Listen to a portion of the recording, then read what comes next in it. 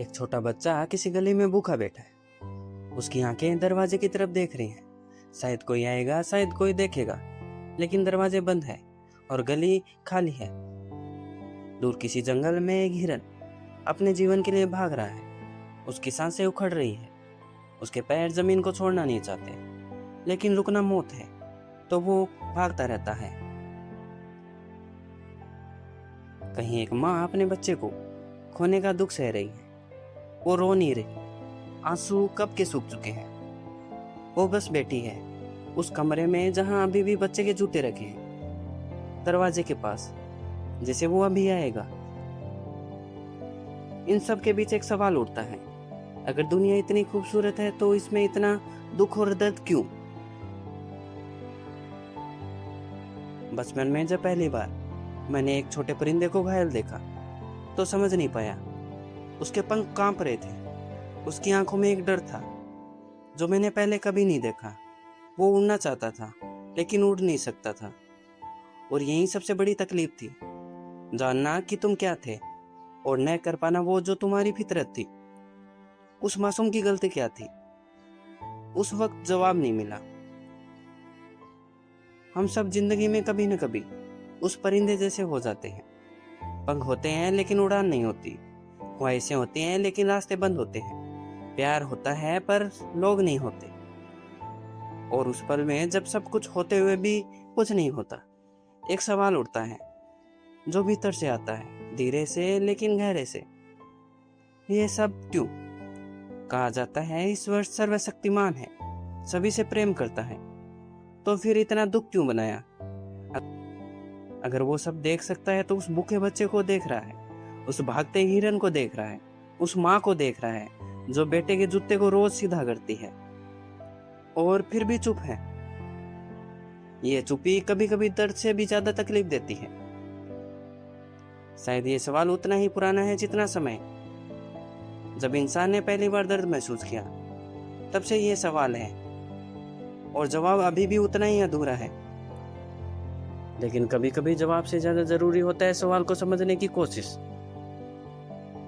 इसलिए आज इस सवाल को 3 अलग अलग आंखों से देखते हैं, 3 अलग दर्द से, 3 अलग जिंदगियों से।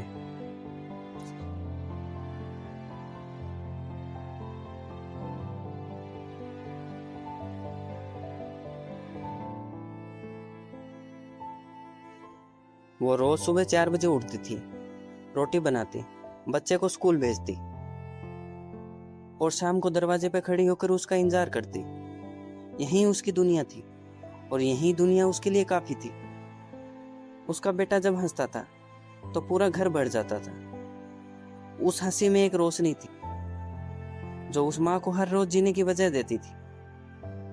फिर एक दिन बुखार आया, 3 दिन, 5 दिन और 7 दिन, और फिर डॉक्टर ने कुछ ऐसा कहा जो कोई माँ सुनना नहीं चाहती।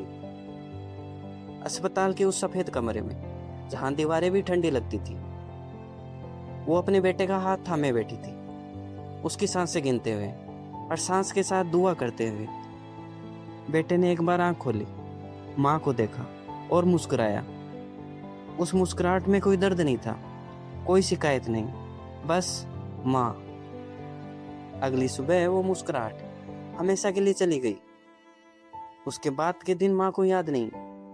लोग आते थे, जाते थे, कुछ कहते थे, वो सुनती थी लेकिन सुनाई नहीं देता था। रात को बेटे का तकिया सीने से लगाकर सोती थी।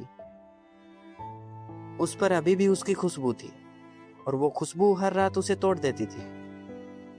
एक रात उसने ऊपर देखा और पूछा, अगर तू है तो मेरे बच्चे को क्यों छीन लिया?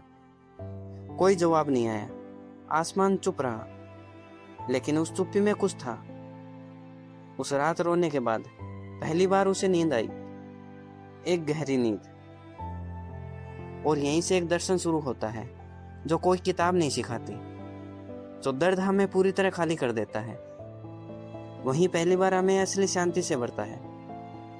जब तक भीतर सो रहे, शांति के लिए जगह नहीं होती। दर्द वो शोर तोड़ता है, और उस टूटे हुए शोर के बाद पहली बार इंसान खुद को सुन पाता है।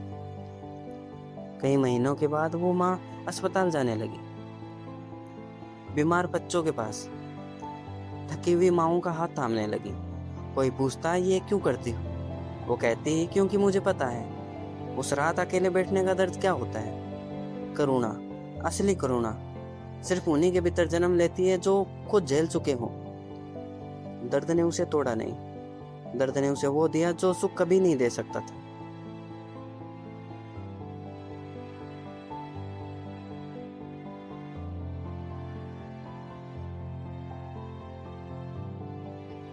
उसका नाम किसी को नहीं पता था, या शायद किसी ने जानना नहीं चाहा। वो बस था एक संख्या, एक काम करने वाला जिस्म। खदान में काम करता था, सुबह अंधेरे में उतरता और रात अंधेरे में निकलता। दिन में सूरज भी नहीं देखता था। उसके हाथ पत्थर से कठोर हो गए थे, उसकी पीठ हमेशा झुकी रहती, जैसे जिंदगी का बोझ सीधे रीढ़ पर रख दिया हो। उसका कोई दोस्त नहीं था, इसलिए नहीं कि वो बुरा था, बल्कि इसलिए कि जो लोग टूटे हुए होते हैं उनके पास जाने में लोग डरते हैं, जैसे दर्द छूत की बीमारी हो। रात को अकेला लेटता, छत को देखता और एक ही सवाल, क्यों? बस यही एक शब्द, हर रात, हर रात और हर रात। एक दिन खदान में हादसा हुआ, पत्थर गिरा, वो अंधेरे में दब गया, अकेला, दर्द में सांस रोके हुए। और उस अंधेरी काली जगह में उसने ऊपर देखा, हालांकि ऊपर सिर्फ पत्थर था। उसने पूछा, अगर तू है तो अभी आ, इस पल मुझे बता ये सब किस लिए।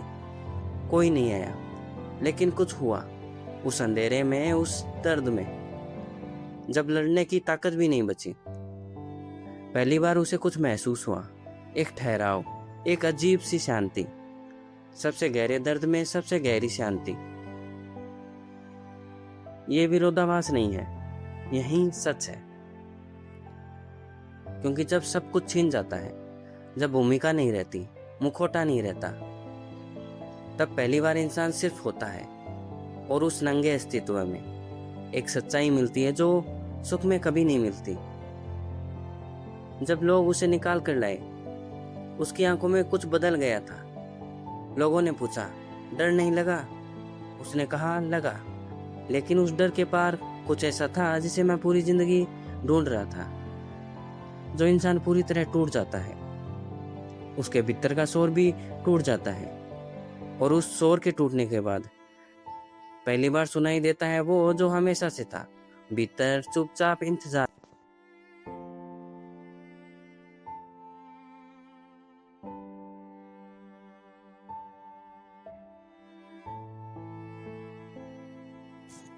वो 3 साल का था। उसकी पसंदीदा लाल गाड़ी सीढ़ियों से गिरकर टूट गई। वो जोर जोर से रोने लगा। माँ ने गले लगाया, कहा, रो मत, नहीं आएगी। लेकिन वो रोता रहा। उस रोने में कोई हिसाब नहीं था, कोई शर्म नहीं, कोई दिखावा नहीं। दर्द था तो रोया, बस। हम बड़े होकर ये भूल जाते हैं, हम सीख जाते हैं, मर्द नहीं रोते इतनी छोटी बात पर, लोग क्या सोचेंगे। और धीरे धीरे हम दर्द को भीतर एक बंद कमरे में बंद करना सीख जाते हैं, दरवाजा बंद, हमेशा के लिए। लेकिन वो दर्द जाता नहीं, वो वहीं रहता है, बढ़ता रहता है। और एक दिन जब कमरा भर जाता है, दरवाजा खुद टूट जाता है, सबसे गलत वक्त पर, सबसे गलत जगह पर। वो बच्चा झूठ नहीं बोलता, वो दर्द को दर्द कहता है। और यही सबसे बड़ी हिम्मत है। जो दर्द को स्वीकार कर सकता है वहीं उससे पार जा सकता है। जो मुंह फेरता है वो उसी में फंसा रहता है। दर्द से भागना उसे खत्म नहीं करता, दर्द को देखना, उसे महसूस करना, यही असली साहस है। महाभारत में अर्जुन ने यही पूछा था, यह दुख क्यों, यह अन्याय क्यों? और कृष्ण मुस्कुराए, यह दुनिया तुम्हारे कर्मों का फल है, जो करते हो वही लौट कर आता है। सुख और दुख एक ही सिक्के के दो पहलू हैं, एक के बिना दूसरे को समझ नहीं सकते। अगर इस संसार में दुख नहीं होगा तो सुख का कोई मतलब नहीं रहेगा। लोग समझ ही नहीं पाएंगे कि खुशी आखिर होती क्या है। और फिर कृष्ण ने कहा, उठो, डर से नहीं, समझ से, क्रोध से नहीं, विवेक से।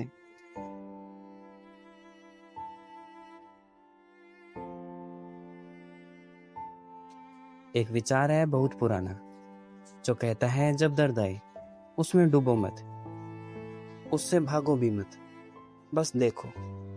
जैसे आसमान बादलों को देखता है, बादल आते हैं जाते हैं, आसमान वहीं रहता है। हम कहते हैं मैं दुखी हूँ, लेकिन एक पल रुक कर सोचो, क्या तुम दुख हो या तुम वो हो जो दुख को देख रहे हो? ये फर्क बहुत छोटा लगता है, लेकिन यही फर्क सब कुछ बदल देता है।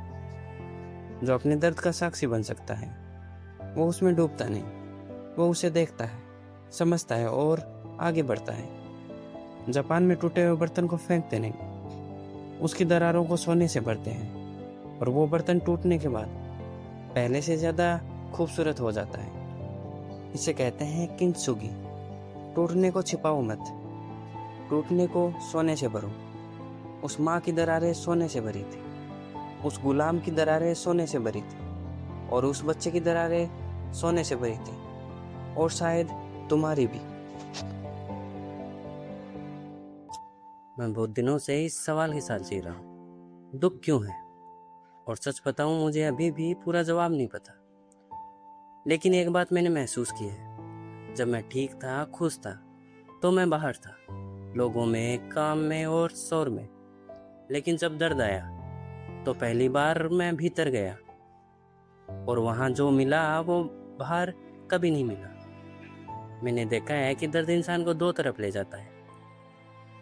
या तो वो इंसान को इतना तोड़ देता है कि वो बस एक खोल बन जाता है, चलता फिरता, सांस लेता, लेकिन भीतर से खाली। या वो इसे इतना गहरा कर देता है कि वो इंसान वो देख सकता है जो आम आंखें नहीं देख सकती। फर्क सिर्फ एक चीज का होता है, क्या तुमने उस दर्द को देखा या उससे मुंह फेर लिया? मैंने दोनों किए हैं, और मैं जानता हूँ भागने से दर्द खत्म नहीं होता। वो बस चुप हो जाता है कुछ देर के लिए, और फिर लौटता है, पहले से ज्यादा ताकत से। लेकिन जब मैंने उसे देखा, बिल्कुल सीधे, बिना भागे, तो कुछ अजीब हुआ। वो दर्द धीरे धीरे एक समझ में बदलने लगा। शायद यही है इस सब का मतलब। दर्द कोई सजा नहीं है, दर्द एक भाषा है जो तुम्हारा अपना वजूद तुमसे बोलता है, और जब तक तुम उस भाषा को नहीं सीखते वो बोलता रहेगा। इसलिए मैं इस सवाल पर बात करता हूँ, इसलिए नहीं कि मेरे पास जवाब है, बल्कि इसलिए कि यह सवाल जरूरी है। और अगर ये देखते हुए तुम्हें अपना कोई दर्द याद आया, तो उससे भागो मत, उसे देखो। वो तुम्हें कुछ बताना चाहता है। जैसे पत्थर को तराश कर मूर्ति बनती है, वैसे ही तुम्हारा दर्द तुम्हें वो रूप दे रहा है जो शायद तुम्हें बनना था। दर्द तुम्हें तोड़ने नहीं आया, दर्द तुम्हें जगाने आया है। मिलते हैं अगली बार।